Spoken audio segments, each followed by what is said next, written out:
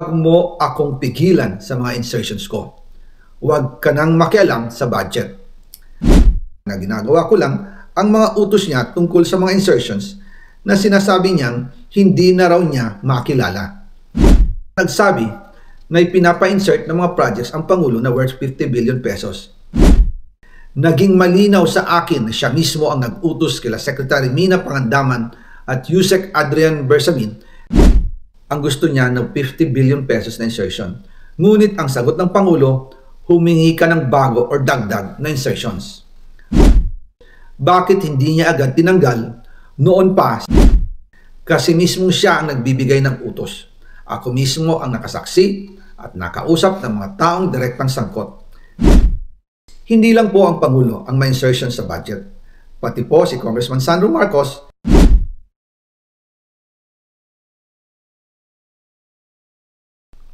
pero kahit na i-deliver na ang 1 billion pesos para kay Pangulong Marcos at kahit na naisama na rin sa 2025 budget ang 100 billion pesos insertion sa pamamagitan ng BICAM Committee, ayon mismo sa utos ng Pangulo, nagagalit pa rin daw si BBM. Kaya noong February 2025, sumulat po ako ng isang confidential letter kay Pangulong Marcos. Doon ko ipinaliwanag na ginagawa ko lang ang mga utos niya tungkol sa mga insertions na sinasabi niyang hindi na raw niya makilala. Ilalabas ko po ang sulat ko sa Pangulo kasama ng video ito.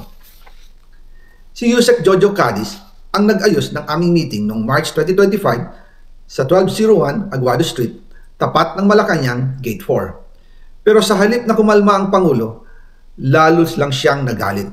Sa halip na itanggi o linawin niya ang tungkol sa 100 billion insertion, pinagsabihan niya kami ni dating Speaker Romualdez at sa akin mismo, diretsahan niyang sinabi, "Huwag mo akong pigilan sa mga insertions ko.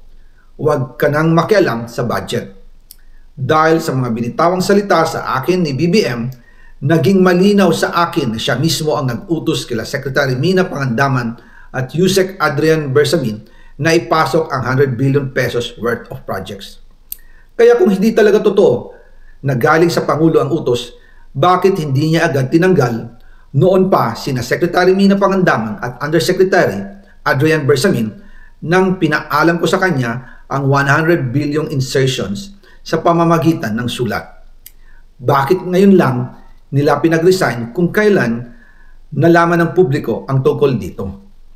And also kinausap ako ni Yusek Jojo Cadiz at nagsabi na ipinapa-insert ng mga projects ang Pangulo na worth 50 billion pesos.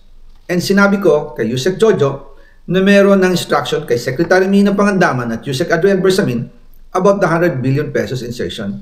And sabi niya, kakausapin niya ang Pangulo na kung pwede, doon na lang i-charge ang gusto niya ng 50 billion pesos na insertion. Ngunit ang sagot ng Pangulo, humingi ka ng bago or dagdag na insertions. Doon po nakita at naramdaman na hindi pwedeng sabihin ng Pangulo na wala siyang alam sa mga nangyayari. Kasi mismo siya ang nagbibigay ng utos. Ako mismo ang nakasaksi at nakausap ng mga taong direktang sangkot. Kaya hindi na pwedeng maghugas kamay at magturo na parang inosente.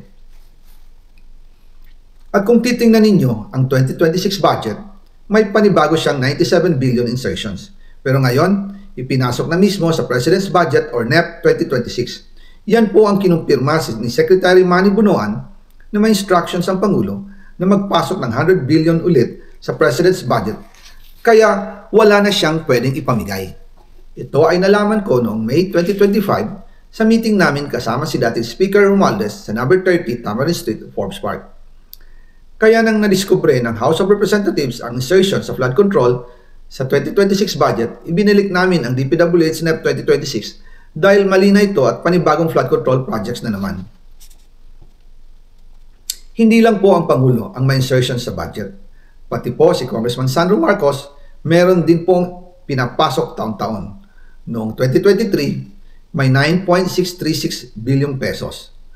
Noong 2024, 20.174 billion pesos. At nitong 2025, 21.127 billion pesos. Lahat-lahat, ang kabuuan ay 50.938 billion pesos. At bawat taon po, sa tuwing dumarating ang BICAM budget process, lagi po may utos si Congressman Sandro na ipasok ang mga proyekto niya. Nalaman ko na lang sa mga contractor na galit siya sa akin noong pinag-uusapan na ang 2025 GAA budget. Ang sabi daw niya, ipatatagal ako at magpa-file ng maraming kaso laban sa akin. Kasi kulang ng 8 billion pesos yung insertion na gusto niyang ipasok. Ang dahilan daw, may mga contractor na nakapag-advance na sa kanya at dahil hindi na ipasok ang buong halaga, kailangan daw niyang magsauli sa mga yon. Para malinaw sa taong bayan, ilalabas ko po sa video na ito ang listahan ng mga proyekto na kasama sa mga insertions ni Congressman Sandro.